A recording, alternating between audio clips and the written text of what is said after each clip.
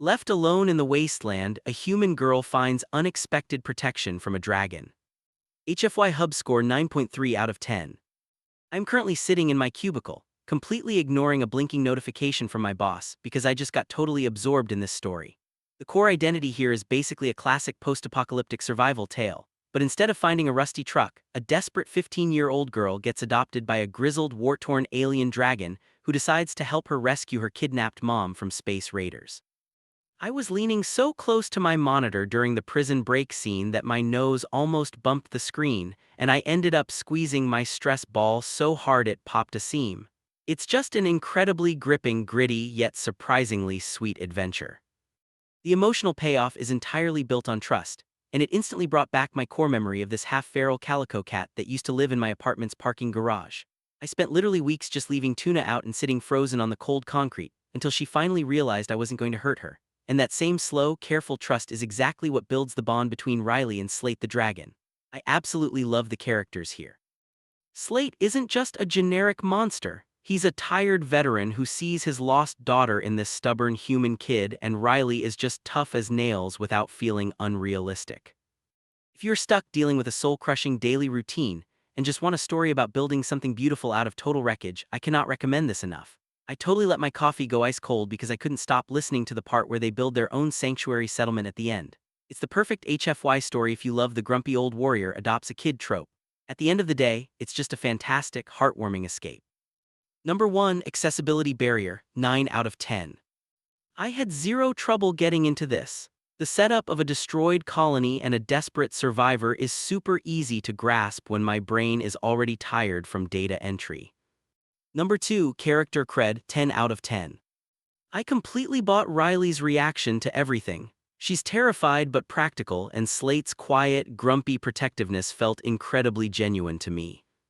Number 3, Closure Status, 10 out of 10.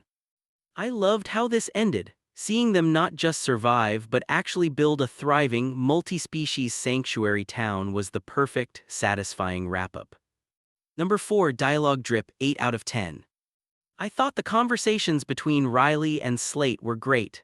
Slate has this very formal, ancient way of speaking that contrasts perfectly with Riley just being a normal teenager. Number 5, Endgame Payoff, 10 out of 10. I was so hyped when Slate crashed into the raider camp like a meteor to protect the prisoners. I legitimately cheered out loud at my desk. Number 6, Found Family Factor, 10 out of 10. I am a massive sucker for this trope. Watching a teenage orphan, a grieving widow, and a lonely alien dragon form a family unit just hit me right in the feels. Number 7, HFY Video Length, 1530 min. I listened to this during my lunch break and afternoon slump, and it was the absolute perfect length to give me a solid emotional boost without totally derailing my day. Number 8, Logic Coagulation, 9 out of 10. I felt like the galactic politics made total sense.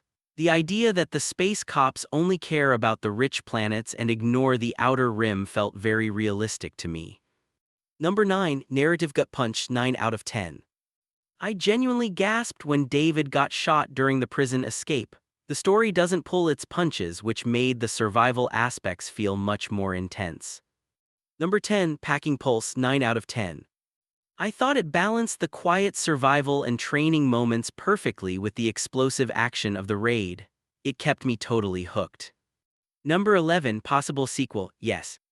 I would honestly read a whole series about Riley growing up in Haven's Rest and Slate training a new generation of dragon refugees. Number 12, POV Perspective, 9 out of 10.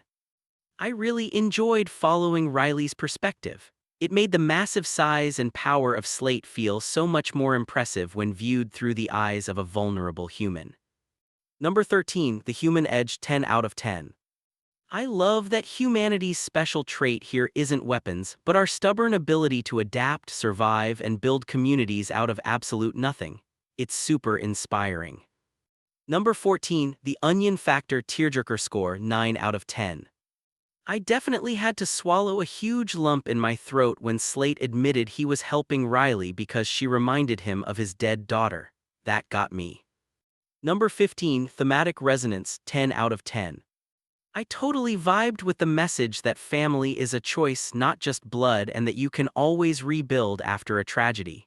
It's a brilliant theme. Number 16, Trope Remix score 9 out of 10. I see the lone wolf and cub trope a lot, but swapping the samurai out for a heavily scarred alien dragon fighting space pirates is an awesome remix. Number 17, Visual Bang Per Buck 9 out of 10. I could perfectly picture Slate's cracked gray scales and the harsh, red desert wasteland.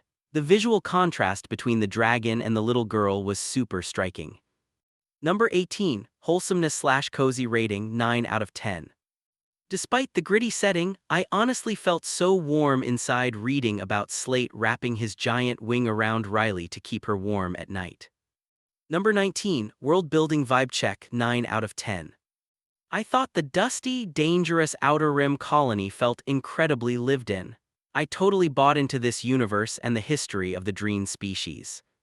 Number 20, Xenobiology Integration 8 out of 10. I loved how Slate's biology was described, from his internal furnace heat to his incredible regenerative abilities. It made him feel like a real, tangible creature. HFY Hub score 9.3 out of 10. Hope see you at the next HFY Hub video review.